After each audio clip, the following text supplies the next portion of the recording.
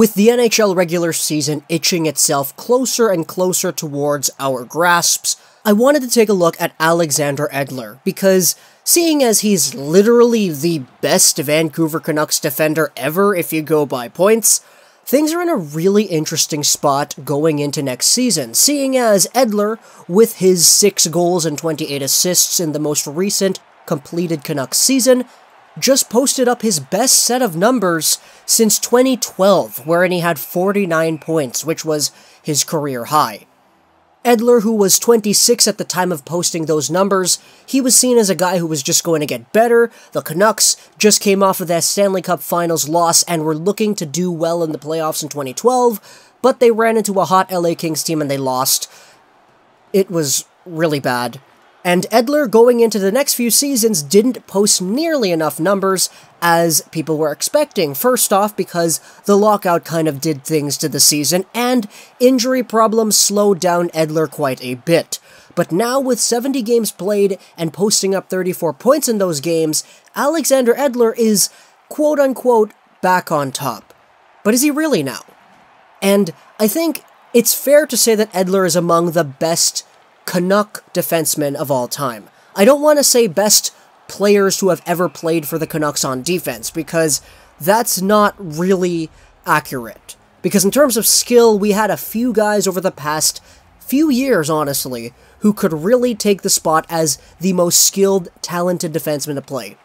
We got guys like Jeff Brown, who wasn't here for long, Christian Ehrhoff wasn't here for long, and Lucas Spiza as well. These guys, I'd probably argue, to be honest, they were the best Canucks defensemen in terms of skill. But guys like Edler and Oland and Bieksa, these guys are best as Canucks, because they stayed with the team for a long time, they provided a lot for our organization, and sure, in my opinion, Ehrhoff was really, really skilled, but Edler and Bieksa and maybe even like Hamus and all that, they were better Canucks than Ehrhoff was. It's just that Ehrhoff was the better player.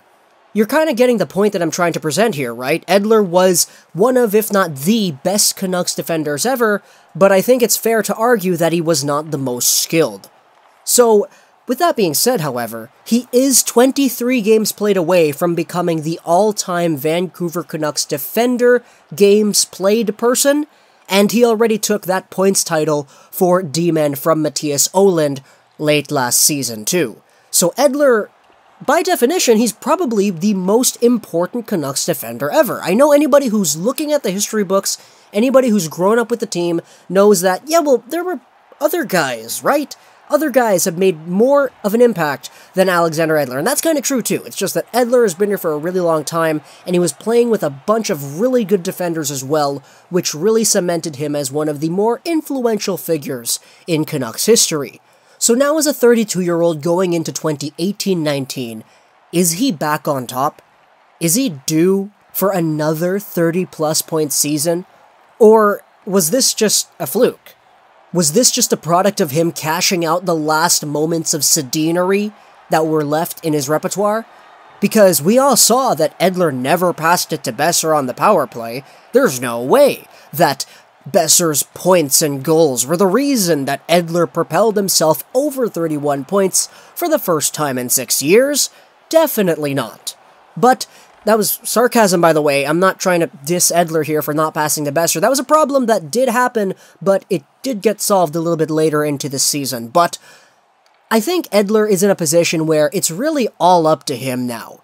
Because if he's able to maintain a solid 73 game season, I think he's definitely got a shot at maintaining those numbers from last year.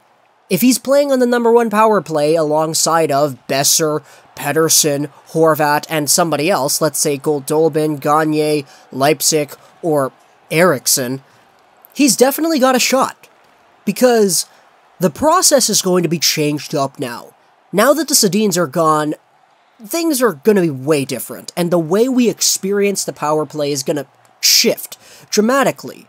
With Pettersson, Eriksson, and Edler all on one power play, potentially, things are going to be molded into a brand new spectrum of hockey in Vancouver, because the Sedins had a very specific style of game that was unique to them. And now that they're gone, the third guy who would participate in this usually all the time, Alexander Edler is gonna have to adapt too. And if he's not able to do that, then well, he's kinda screwed. But he's in a position that he's proven himself that, yeah, he's most likely able to do that.